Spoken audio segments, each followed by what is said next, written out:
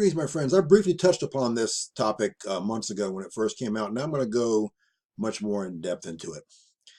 The new Facebook boss is Mark Zuckerberg, his new cryptocurrency called the Libra. And the Libra, by the way, as one of the thumbnails on here shows, was a measure of weight from the Roman Empire. So it was an original coin.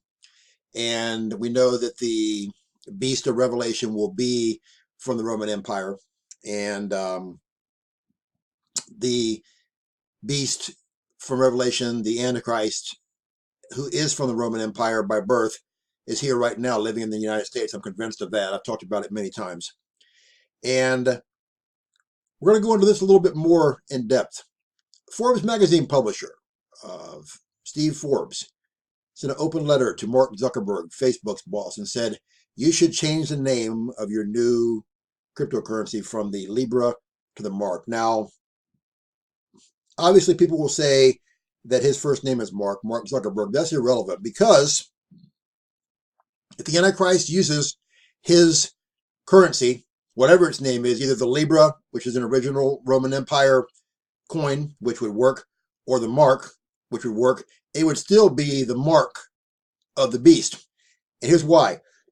The cryptocurrencies, the best way to be able to utilize those, the experts agree, is through a RFID chip or some type of RFID technology implanted in the right hand or forehead, or on the right hand or forehead, with some type of a RFID tattoo outwardly or a chip inwardly. And they would be able to control their buying and selling, either scanning their head or their right hand. And this would make the mark of the beast 100% online, which makes 100% total sense to anybody with any common sense.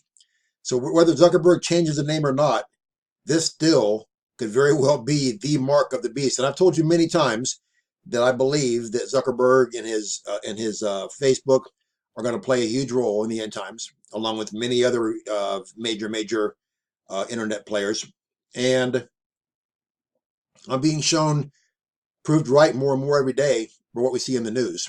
And this is a huge thing, my friends. It's a humongous thing, because all this, along with everything else it shows, the totality of everything shows the imminence of the rapture, harpazo catching away, and the tribulation and great tribulation. It's not one sign. It's a combining of all the signs gives us the imminence that we're in right now. Everything in the Bible has to happen has happened. We're just waiting for God to give the word, for Christ to snatch his bride away in the twinkling of an eye. Blink your eyes that fast. We'll be out of here. The rest of the world, all the unsaved and the backslidden Christians, they don't believe they can backslide. The Bible has hundreds of scriptures to say otherwise. When they're left behind, they'll believe it then, albeit too late. Those who don't believe in the pre-trib rapture, again, if they aren't ready to go because they don't believe in it and they're left behind, they'll believe it then. But it'll be 7 years of pure hell where if God didn't intervene, no flesh remain alive as it is. Billions upon billions upon billions will die grotesque, awful, horrific deaths. Why would you go through all that madness? There's no reason to. Jesus Christ is our only hope. If you've never been saved, you're backslidden, pray the prayer, do the 6 steps I have in a box below the video. No one's guaranteed the next day, hour, minute, or second of your life. If you'd like prayer for anything, contact me. I'll pray for you daily. I love you all so much. I don't want to see anyone languish and spend forever in hell, the lake of fire. Show Christ you care. Share all my videos, all my sermons. If people get saved or repent of being backslidden, you'll get credit in heaven as well, my friends, if you make it there, for helping them get there.